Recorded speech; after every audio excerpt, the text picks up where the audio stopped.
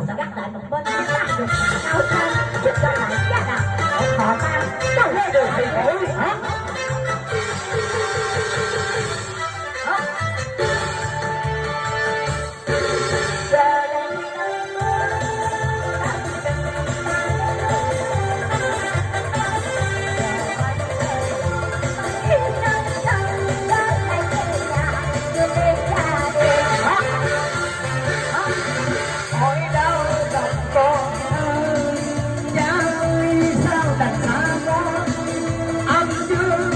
Thì cởi nơi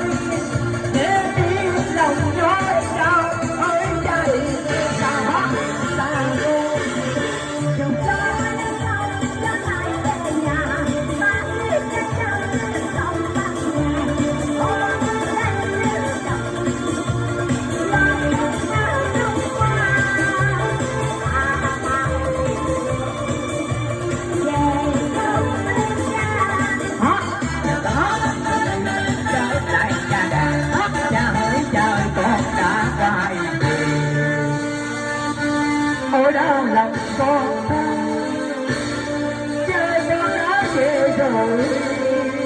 đây lắm sự mà đây thì phải nói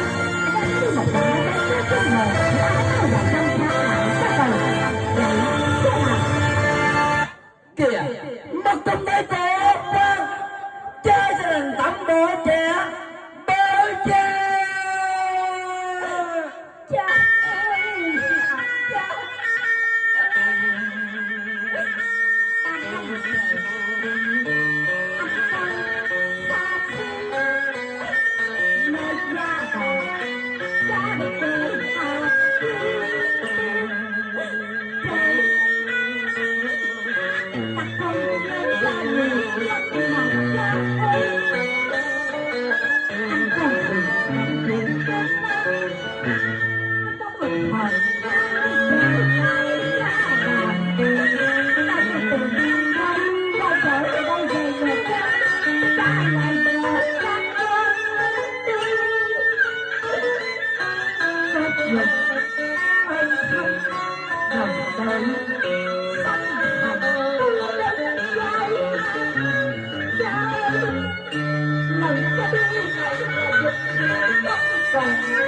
ông bà cha trái